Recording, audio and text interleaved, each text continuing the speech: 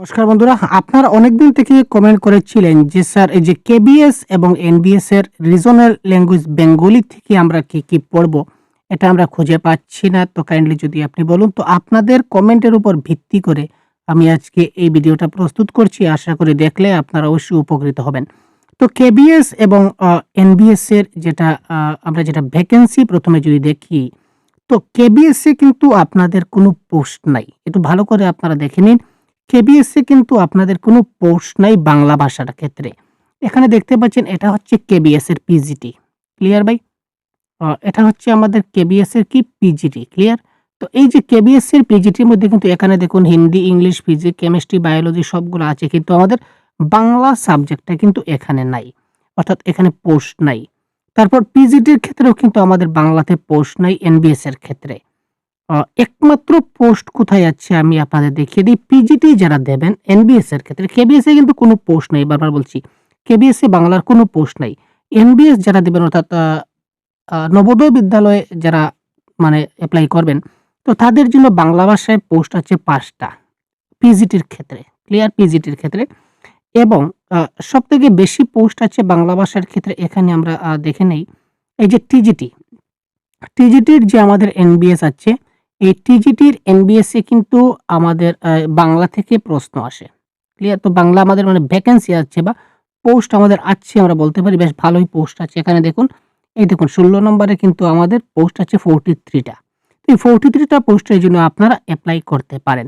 তো ১ম এ আমাকে টায়ার 1 দিতে হবে। তো স্যার টায়ার 1 এ বাংলা থেকে কি প্রশ্ন আসে? কি ধরনের প্রশ্ন আসে? তো আমি একটু আপনাদের দেখিয়ে দেব। তো এখানে দেখুন সিলেবাস তো আপনাদের সবারই মোটামুটি জানা আছে।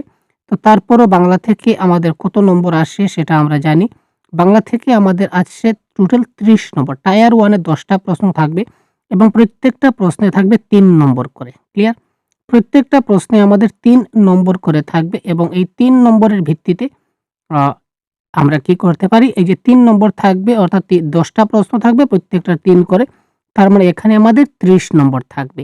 তো অফিসিয়াল সিলেবাসে কিন্তু এই যে বাংলা বলে কিন্তু কোনো সিলেবাস ওরা প্রকাশ করেনি। ক্লিয়ার? আমি সম্পূর্ণটা দেখেছি। এই পিডিএফটা আমি অফিসিয়াল যে পিডিএফটা রয়েছে, এই পিডিএফটা সম্পূর্ণটা আমি দেখেছি। তো এখানে একটা জিনিস আপনারা লক্ষ্য করুন। এখানে আমি দেখাতে চলেছি। আচ্ছা, হুম, এটা হচ্ছে আমাদের এনবিএস। ঠিক আছে ভাই? তো এনবিএস টায়ার 1 যেটা আমাদের এক্সাম হতে চলেছে, এনবিএস।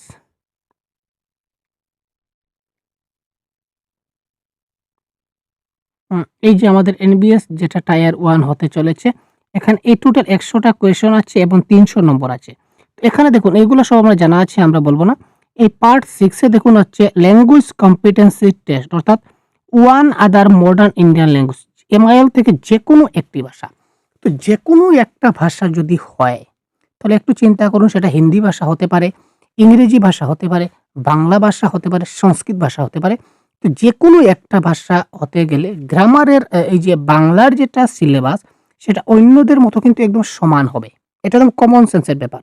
কারণ হিন্দি যে সিলেবাস থেকে প্রশ্ন আসে, বাংলাও কিন্তু সেম সিলেবাস থেকে প্রশ্ন আসবে। যদিও প্রিভিয়াস ইয়ার কোয়েশ্চন আমরা এখনো পাইনি, তবে চেষ্টা করছি, যদি পাই তো আপনাদের দিয়ে দেব। তো হিন্দির বেশ কিছু প্রিভিয়াস ইয়ার কোয়েশ্চন আমরা পেয়েছি। এই যে ১০ নম্বরের যে আমাদের পরীক্ষায় আসে প্রিভিয়াস ইয়ার কোয়েশ্চনে, হিন্দির আমরা বেশ কিছু প্রশ্ন পেয়েছি, ইংরেজিরও পেয়েছি। তো এই হিন্দির প্রশ্নগুলা পেয়ে আমরা একটা সিলেবাস তৈরি করেছি। যে সিলেবাসটা আমি এবার আপনাদেরকে দেখাতে চলেছি। তো বিভিন্ন রিসার্চ করে আমরা এখানে দেখুন আমরা কিছুটা জিনিস পেয়েছি যে এমআইএল বা মডার্ন ইন্ডিয়ান ল্যাঙ্গুয়েজ যে ১০ মার্ক থেকে কি আসতে পারে?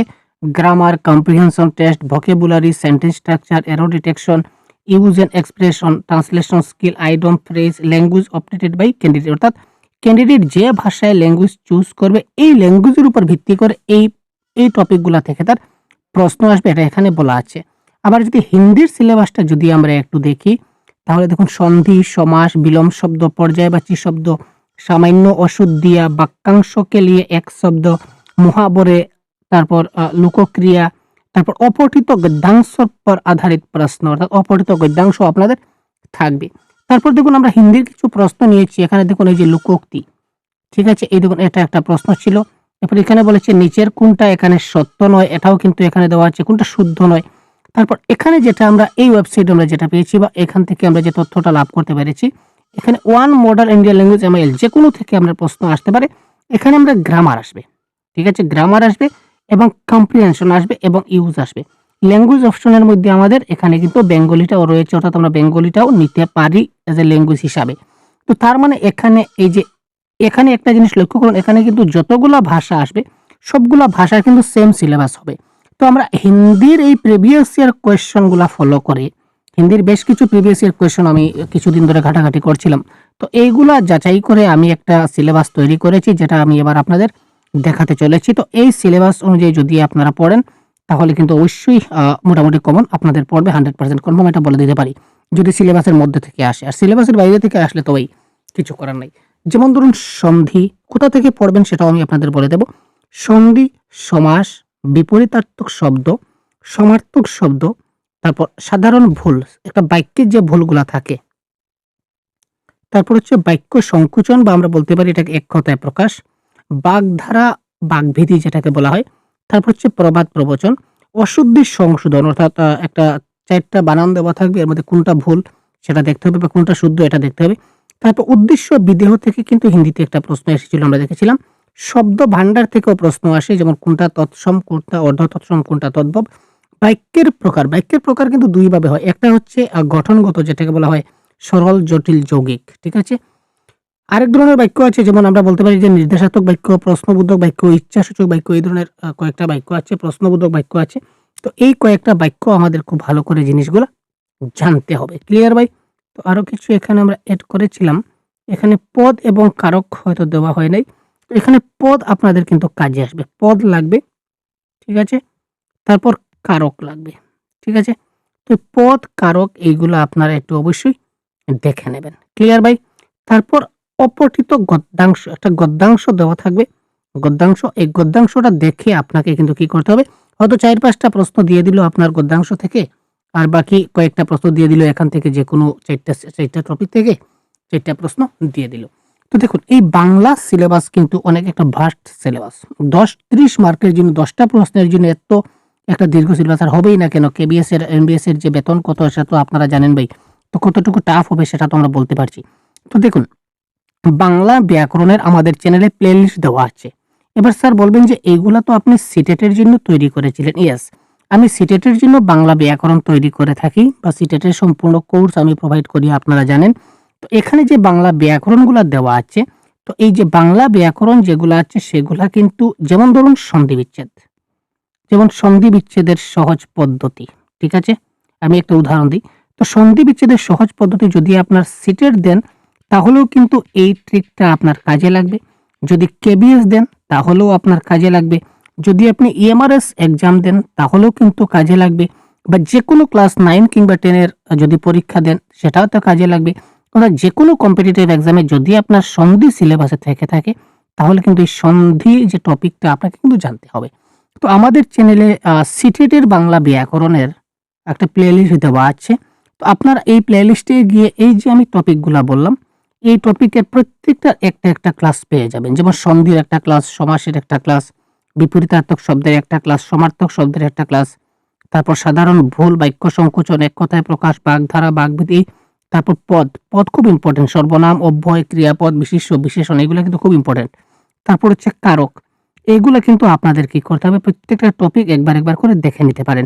নতুবা যে কোনো ভালো যদি বাংলা ব্যাকরণের বই আপনার হাতে থাকে তাহলে বই থেকেও কিন্তু আপনি খুব ভালো করে জিনিসটাকে একবার পড়ে নিতে পারেন। ক্লিয়ার?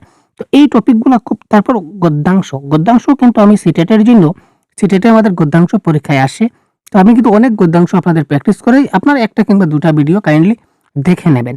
গদ্যাংশ যেগুলো রয়েছে প্যাসেজ, তো সিটেটের প্যাসেজগুলো দেখে নেবেন, কারণ সিটেটের থেকে তো আর কঠিন প্রশ্ন আসতে পারে না ভাই, কারণ বর্তমান সিটেটের আগের সিটেট মতো নয়, কারণ সিটেটের প্রশ্নগুলো এখন অনেক ক্রিটিক্যাল হয়ে গেছে, অনেক টাফ হয়ে গেছে।